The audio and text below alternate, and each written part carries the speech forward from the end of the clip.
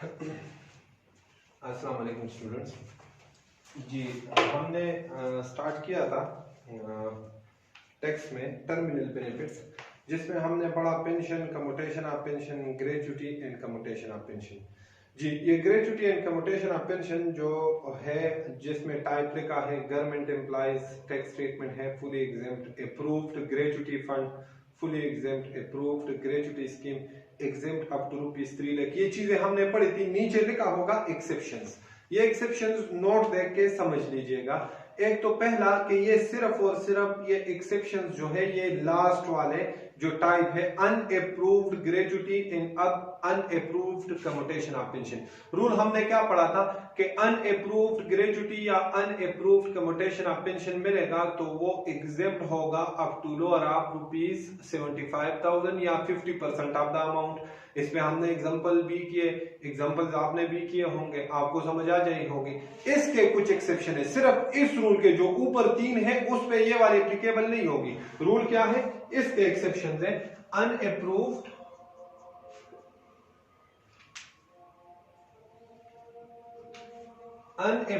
Gratuity या commutation of pension. इसके आपको वो तो ये इसको मार्क कर लीजिएगा, कम्यूटेशन ऑफ पेंशन अनअप्रूव्ड। इसका रूल क्या था कि ये एग्जेम्प्ट होता है अप टू लोअर ऑफ जी, लोअर किस में ₹75,000 या फिर 50% ऑफ द अमाउंट। जो अमाउंट मिलेगा उसका 50%। ठीक हो गया, ये रूल था नॉर्मल। अब लॉ कहता है कि इस रूल के कुछ एक्सेप्शन है, इसके कुछ एक्सेप्शन है। एक्सेप्शंस क्या हो जाएंगे? एक्सेप्शन मतलब ये कि ये एग्जेम्पशन नहीं मिलेगी। जितनी भी अमाउंट अनअप्रूव्ड ग्रेच्युटी फंड या स्कीम से मिलेगी वो टोटली टैक्सेबल हो जाएगी under the head income from salary. क्या हो? 5 लाख मिलेगी, 5 की 5 लाख टैक्सेबल होगी। 10 लाख मिलेगी, 10 की 10 टैक्सेबल होगी। 20 लाख मिलेगी, 20 की 20। मतलब उसमें ये अमाउंट आप लिस्ट नहीं करोगे जो हम पहले लिस्ट करते थे, एग्जेम्प्ट लोअर ऑफ ₹75,000 या 50% ऑफ द अमाउंट। ये लिस्ट नहीं करोगे, टोटली टैक्सेबल होगी। इसके कुछ एक्सेप्शंस है, वो कौन कौन से हैं? Any payment which is not received in Pakistan. Law कहता है कि अनअप्रूव्ड कम्यूटेशन ऑफ पेंशन या ग्रेच्युटी से अगर आप कोई पेमेंट रिसीव करोगे और वो पेमेंट पाकिस्तान में रिसीव नहीं करोगे, पाकिस्तान से बाहर, तो फिर ये वाली एग्जेम्पशन नहीं मिलेगी, फिर टोटली टैक्सेबल हो जाएगी। Any payment received by a director of a company who is not a regular employee of such company। कह रहा है कि कंपनी के डायरेक्टर को, अपने डायरेक्टर को अनअप्रूव्ड ग्रेच्युटी फंड या स्कीम से कोई अमाउंट मिले डायरेक्टर को अपनी कंपनी से, और वो डायरेक्टर 2 टाइप्स के होते हैं कंपनी के। एक होता है फुल टाइम डायरेक्टर। वो फुल टाइम डायरेक्टर जो होता है वो कंपनी का एम्प्लॉय कंसिडर होता है। एक होता है other than full time director, who is not a regular director, not a regular employee।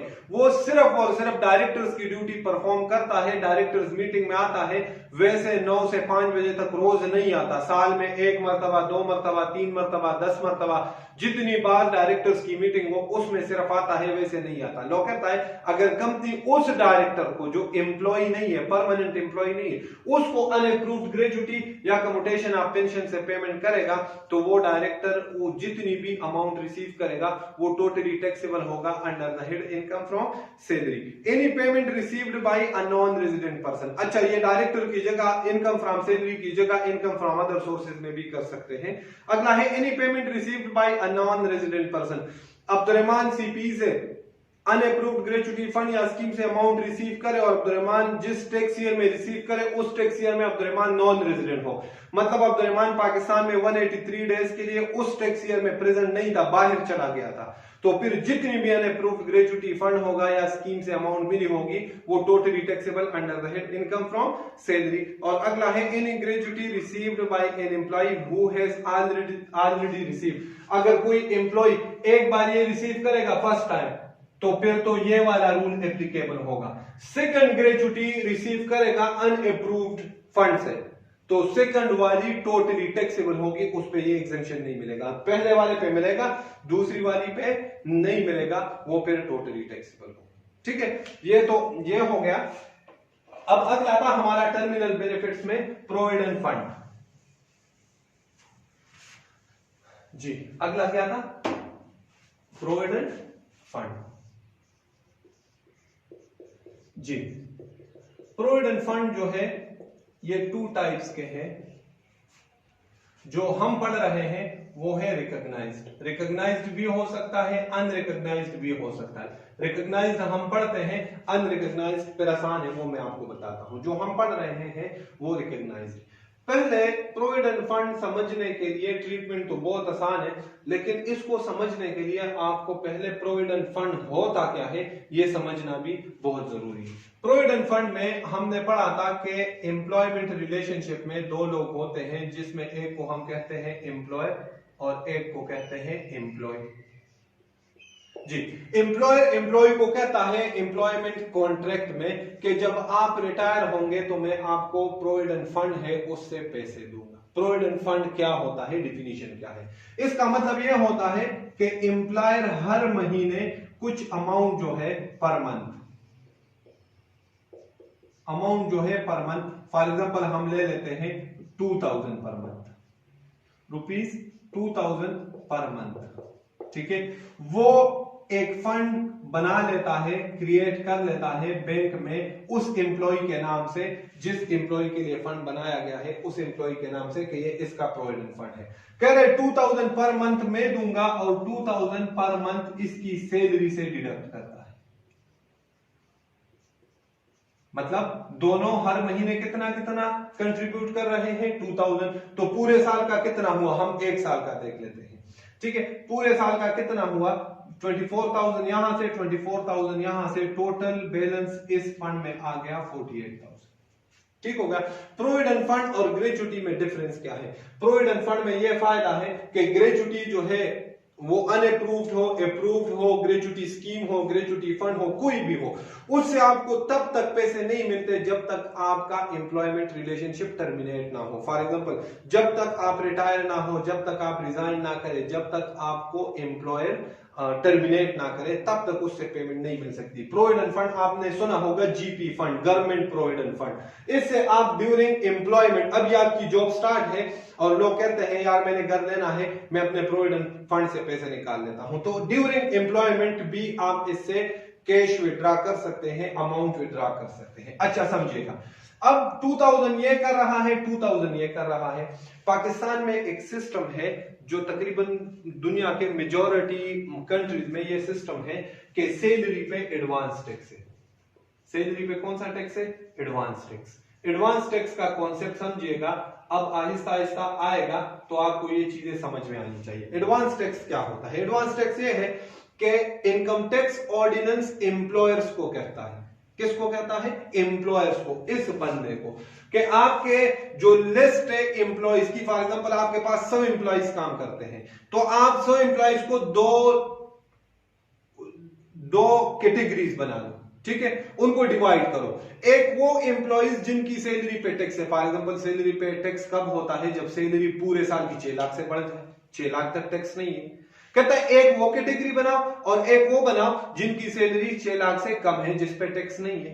अच्छा, ये कैटेगरीज बना दिए, एम्प्लॉयर कहता है जनाब बना दिए। कहते हैं अब जिन एम्प्लॉयज की सैलरी टैक्सेबल है, मतलब वो एम्प्लॉयज जिनकी सैलरी 6 लाख से ज्यादा है पूरे साल की, तो उसकी टैक्स कैलकुलेट करो पूरे साल की। फॉर एग्जांपल एज्यूम कर रहा हूं, मेरे पास टैक्स रेट्स नहीं है समझाने के लिए। फॉर एग्जांपल एक बंदा है, उसकी पर मंथ जो है एम्प्लॉय है, 1 लाख रुपए सैलरी है, पूरे साल की 12 लाख पे फॉर एग्जांपल एज्यूम कर रहा हूं, बार बार कह रहा हूं, ये फिगर्स करेक्ट नहीं है, गलत हो सकते हैं, मैं एजम्पशन पे बात कर रहा हूं आपको समझाने के लिए कॉन्सेप्ट। वो कितना टैक्स आएगा वो हम रेट्स में देख लेंगे। अच्छा, 12 लाख है फॉर एग्जांपल, इस पे टैक्स है 24,000, पूरे साल का इसका टैक्स बनता है 24,000। तो इनकम टैक्स ऑर्डिनेंस कहता है कि भाई इसकी सैलरी 6 लाख से बढ़ गई पूरे साल की, जी एम्प्लॉय ने कहा जी जनाब बढ़ गई, कहते हैं इसका टैक्स पूरे साल का कितना बनता है, उसने कहा फॉर एग्जांपल 24,000 बनता है, 24,000 इसको अब आपकी मर्जी एम्प्लॉयर की मर्जी, वो चाहे और एम्प्लॉय के आपस में बात कर लेते हैं कि जनाब आपका 24,000 टैक्स बनता है पूरे साल का, वो आप पे नहीं करोगे, वो आपकी जगह मैं पे करूंगा, क्योंकि इनकम टैक्स ऑर्डिनेंस ने मेरी ड्यूटी लगाई है, ये रिस्पॉन्सिबिलिटी है, ऑब्लिगेशन है एम्प्लॉयर की कि वो सारे एम्प्लॉइज का टैक्स वो पे करेगा, उन एम्प्लॉइज का जिन एम्प्लॉइज की सैलरी टैक्सेबल है 6 लाख से ज्यादा है। तो वो क्या करेगा, वो इस तरह मेजॉरिटी केसेस में इस तरह कर लेता है कि 24,000 है तो हर महीने लाख रुपए में से 2,000 टैक्स डिडक्ट करेगा और वो डिपार्टमेंट को पे करता रहेगा और मेंशन करता रहेगा कि on behalf of this employee ये टैक्स में पे कर। क्लियर? अब डिपार्टमेंट को टैक्स मिलता रहा है। अब एम्प्लॉय क्या करेगा, एम्प्लॉय जब साल के आखिर में जाता है और वो अपना रिटर्न फाइल करता है तो वो टैक्सेबल इनकम कैलकुलेट कर लेगा, फॉर एग्जांपल उसकी कोई और टैक्सेबल इनकम है नहीं, तो वो कहेगा कि जनाब मेरी जो टैक्सेबल इनकम है, फॉर एग्जांपल टैक्सेबल सैलरी थी और वही टैक्सेबल इनकम बन गया 12 लाख, वो कहेगा जनाब इस पे टैक्स लायबिलिटी आती है जो हमने एज्यूम किया, जो एम्प्लॉयर ने कैलकुलेट किया होगा वही आता होगा ना, वो कहेगा जनाब मेरी टैक्स लायबिलिटी आती है 24,000, लेकिन ये टैक्स मेरा एम्प्लॉयर आपको पे कर चुका है जो मेरी सैलरी से डिडक्ट करके, तो वो लिख देगा tax deducted at source. Employer ने कितना टैक्स डिडक्ट किया था उसकी सैलरी से, 24,000 किसको पे किया था, डिपार्टमेंट को, तो टैक्स पेएबल आ जाएगा नील। तो मतलब समझ आ गई कि एम्प्लॉय टैक्स पे करे या एम्प्लॉयर, लाइबिलिटी एम्प्लॉय की खत्म हो जाती है, डिपार्टमेंट को बीआर को अपना टैक्स मिल गया वो, लेकिन उन्होंने इधर ड्यूटी लगाई है कि अब्दुर्रहमान का टैक्स, अगर अब्दुर्रहमान की सैलरी टैक्सेबल है तो अब्दुर्रहमान का टैक्स अब्दुर्रहमान खुद पे नहीं करेगा, सीपी पे करेगा ऑन बिहाफ ऑफ अब्दुर्रहमान। अगर सीपी पे नहीं करेगा तो क्या सीपी के साथ क्या होगा, ये इंशाल्लाह हम जब जाएंगे इनकम फ्रॉम बिजनेस कैलकुलेट करेंगे, क्योंकि सीपी का इनकम फ्रॉम बिजनेस है, उनकी इनकम फ्रॉम, तो फिर उधर हम और डिटेल में जाएंगे। समझ में आ रही बात? तो अब कॉन्सेप्ट समझिएगा, जो एम्प्लॉयर, पहले हम देखते हैं एम्प्लॉय कंट्रीब्यूशन को, जो एम्प्लॉय ये 2,000 कंट्रीब्यूट कर रहा है अब प्रोविडेंट फंड में, तो इसकी क्या ट्रीटमेंट है। फॉर एग्जांपल ये वही एम्प्लॉय है जिसकी ग्रॉस सैलरी है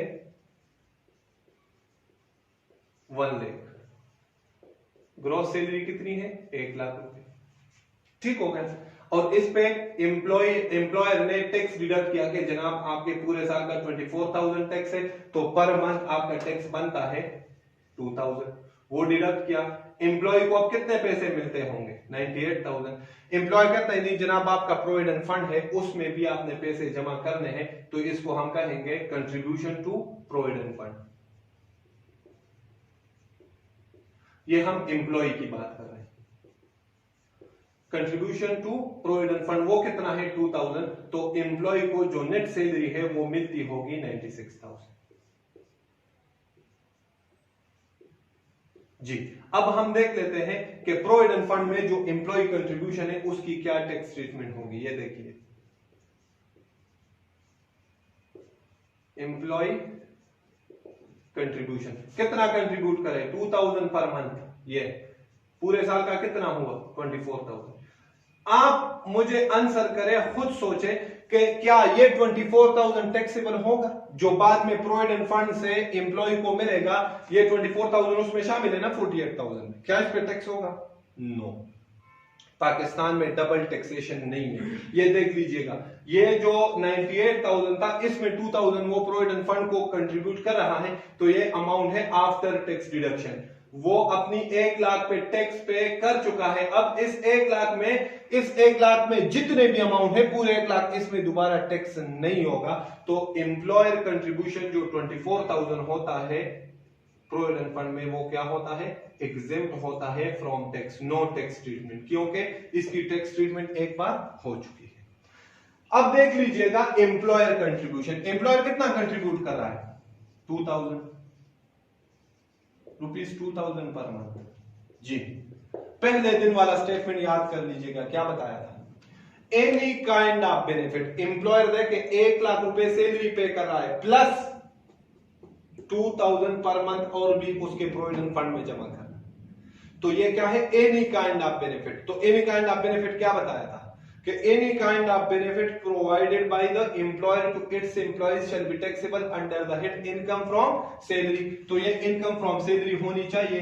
तो लॉ कहता है कि प्रोविडेंट फंड में, रिकॉग्नाइज्ड प्रोविडेंट फंड में जो एम्प्लॉयर कंट्रीब्यूशन होता है उसको आप इनकम फ्रॉम सैलरी में कुछ इस तरह से, एम्प्लॉयर कंट्रीब्यूशन कितना है 24,000, 2,000 पर मंथ है, पूरे साल का कितना है 24,000 कह रहा है। इसकी ट्रीटमेंट है लेस एग्जेम्प्ट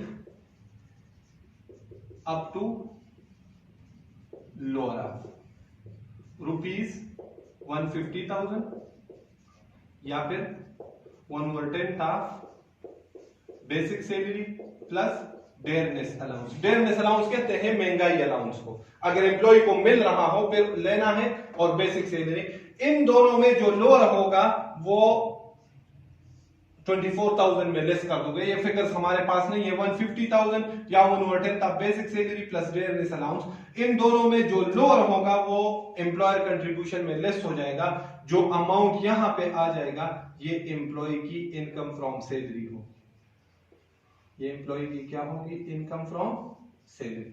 जो इससे पहले मैंने स्टोरी सुनाई वो याद करने की जरूरत नहीं, अगर समझ आ गई तो ठीक, ना आई तो एम्प्लॉय कंट्रीब्यूशन एग्जेम्प्ट, कोई टैक्स ट्रीटमेंट नहीं। एम्प्लॉयर कंट्रीब्यूशन आपको दिया होगा, सिंपल फार्मूला लगाया, आपके पास अमाउंट आ जाएगा, इनकम फ्रॉम सैलरी में ऐड कर, ठीक हो गया। अच्छा, अब आगे चलते हैं। ये जो दोनों अमाउंट जमा होते हैं, मैंने स्टार्ट में कहा ये बैंक में ये अकाउंट मेंटेन किया जाता है, तो बैंक में ये फिक्स्ड अकाउंट होता है, बैंक में हर साल इसमें इंटरेस्ट क्रेडिट होता है। फॉर एग्जांपल एज्यूम कर लेते हैं कि इसमें 10,000 जो है ये बैंक की तरफ से इंटरेस्ट भी ऐड हुआ, कि पूरे साल आपके ये पैसे पड़े थे, इसमें 10,000 जो है इंटरेस्ट भी ऐड हो गया। तो मुझे बताएं क्या इस इंटरेस्ट पे एम्प्लॉय ने टैक्स दिया है? नो। ये इंटरेस्ट क्यों मिल रहा है? ये भी एम्प्लॉय को ही मिलेगा ना, 48,000 प्लस 10,000 मतलब एम्प्लॉय को पेमेंट मिलेगी प्रोविडेंट फंड से 58,000। तो इस 58,000 को अगर हम बाइफरकेट कर दें तो इसमें 24,000 कौन सा था? ये था, किधर गया 24,000? ये वाला था, इसमें एम्प्लॉय टैक्स दे चुका है, ये देख लीजिए, ठीक हो गया। इस 58,000 में 24,000 ये था, इस पे भी टैक्सेबल हो गया, ये अमाउंट इनकम फ्रॉम सैलरी में चला गया। कितना बचा इसमें बचा 10,000। क्या 10,000 पे अभी तक एम्प्लॉय ने टैक्स पे किया है? नहीं पे किया। ये 10,000 बेनिफिट कहां से मिल रहा है? एम्प्लॉयर की वजह से मिल रहा है। लॉ कहता है इसकी ट्रीटमेंट होगी इंटरेस्ट क्रेडिटेड। किस नाम से होगी? इंटरेस्ट क्रेडिटेड, और इसका फार्मूला होगा less amount exempt up to higher of. अच्छा, इस हायर की जगह कुछ जगहों पे लोअर भी लिखा है। रीजन क्या है कि ऑर्डिनेंस ने कहीं पे भी नहीं मेंशन किया कि इंटरेस्ट क्रेडिटेड हायर होगा या लोअर होगा, अमाउंट जो एग्जेम्प्ट है। तो आप अगर लोअर भी लिख ले तो कोई मसला नहीं, लेकिन आईकेएफ के पास पेपर्स में हायर आता है। क्या क्या? 16% ऑफ एक्यूमुलेटेड बैलेंस या फिर 1/3 of basic salary plus dearness allowance. अब इंटरेस्ट कितना क्रेडिट हुआ था? 10,000। इन दोनों में जो हायर अमाउंट है वो यहां से लेस हो जाएगा, जो अमाउंट बच जाएगा वो आपकी इनकम फ्रॉम सैलरी, ठीक हो गया जी।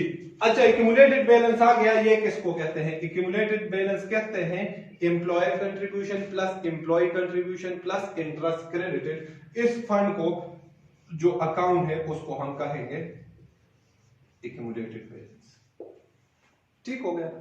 तो रिकॉग्नाइज प्रोविडेंट फंड में 3 किस्म की चीजें हमने पढ़ ली, employee contribution no tax treatment, employer contribution ये वाला ट्रीटमेंट, और इंटरेस्ट क्रेडिटेड ये वाली ट्रीटमेंट, ठीक हो गया। अच्छा, इसकी एक और रिकॉग्नाइज प्रोविडेंट फंड की टैक्स ट्रीटमेंट हम हर साल करते हैं एनुअली, याद रखिएगा।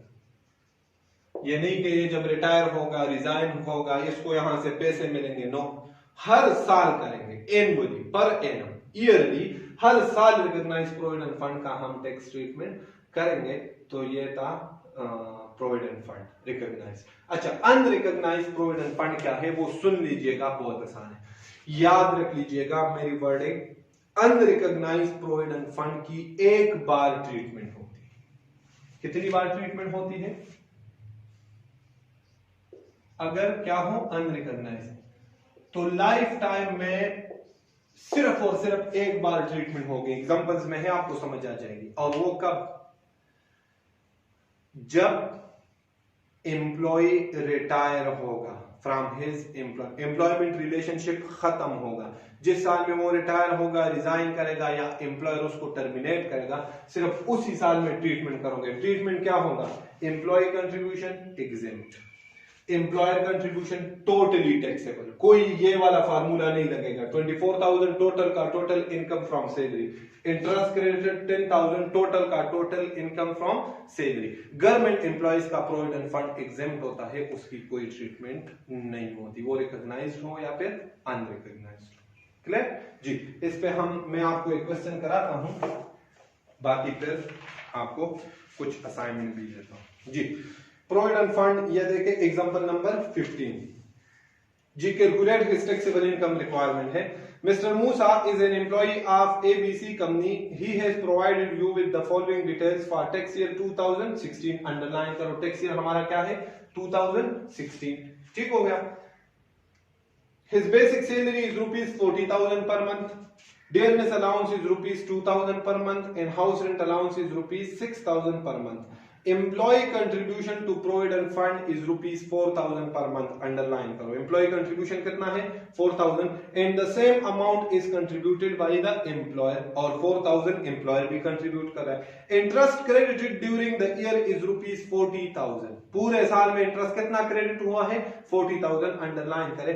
At the rate 18% per annum, he decided to retire with effect from April 30, 2016. हमारे टैक्स ईयर 30 अप्रैल को वो रिटायर हो रहा है, तो इंफॉर्मेशन कितने मंथ्स की आएगी? 10 मंथ्स की। वजह?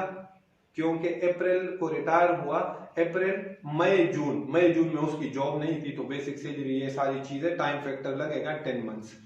The fund is recognised fund है। At the end of retirement, he received rupees 8 lakh which has been accumulated in the fund over the years. It comprised of the following. कह रहा है उसको आखिर में जब रिटायर हुआ 8 लाख रुपए मिले। ये 8 लाख रुपए कैसे कैसे? एम्प्लॉयर कंट्रीब्यूशन था 3 लाख, एम्प्लॉय कंट्रीब्यूशन था, स्टार्ट से बता रहा है, और इंटरेस्ट ड्यू डेट पे 2 लाख था, 8 लाख रुपए उसको प्रोविडेंट फंड से मिले। ये चीज देख के बच्चे थोड़ा सा कंफ्यूज हो जाते हैं जी, ये हम सॉल्व कर लेते हैं। रिकॉग्नाइज प्रोविडेंट फंड,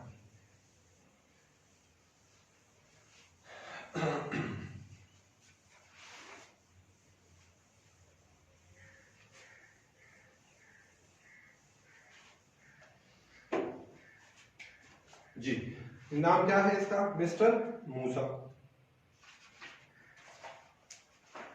जी। फॉर्मेट बना ले उसी तरह, मिस्टर मूसा, रेजिडेंट, सैलरीड होगा, मैंने आपको कहा था वो रेट्स आप फाइंड कर लोगे। टैक्स ईयर 2016, कंप्यूटेशन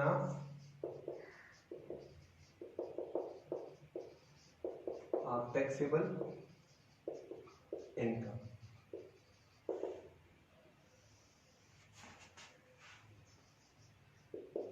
ठीक हो गया जी। पहला हम फाइंड करेंगे इनकम फ्रॉम सैलरी। मैंने आपको कहा था वर्किंग में करें, यहां पे आप कंफ्यूज हो रहे होंगे कि सर ये तो टैक्सेबल इनकम है, वर्किंग में मैं करता हूं। ये कुछ इस तरह से हुआ है आपके नोट्स में, इनकम फ्रॉम सैलरी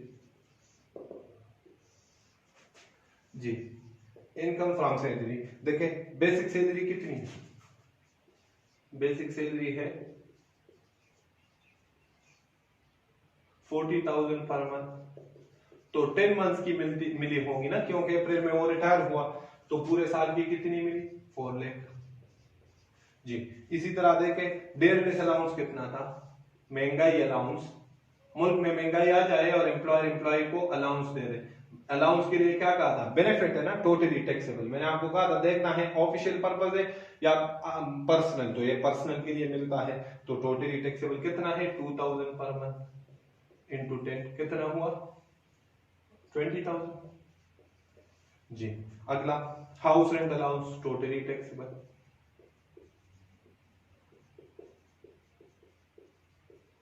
वो कितना है, वो है 6000 पर मंथ। तो 10 मंथ्स का ये 60,000 आ गया जी। कोई और है? हाँ है। क्या है? Provident fund. प्रोविडेंट फंड कौन सा है? रिकॉग्नाइज्ड। कितने ट्रीटमेंट थे? 3। कौन कौन से? Employee contribution. पहला क्या था? Employee contribution. क्या बताया था? एम्प्लॉय कंट्रीब्यूशन कितना है पर मंथ? 4000 इंटू 10, 10 महीने है ना, जब रिटायर हो जाए उसके बाद नहीं। लेकिन इसकी हमारे कोई ट्रीटमेंट नहीं है, मैंने अभी आपको बता दिया। एम्प्लॉय कंट्रीब्यूशन क्या होगा? एग्जैक्ट, ये मेंशन करना है क्वेश्चन में, ठीक है। सेकंड है एम्प्लॉयर कंट्रीब्यूशन। एम्प्लॉयर्स कंट्रीब्यूशन कितना है? 4000 पर मंथ से 10 महीनों का कितना बना? 40,000। जब भी कोई रूल हो एग्जेम्प्ट वाला तो हमेशा सब कॉलम में फिगर लिखा करें, जो नेट फिगर आता है वो उधर। इसमें रूल क्या पड़ा? Less exempt up to lower of, lower of what?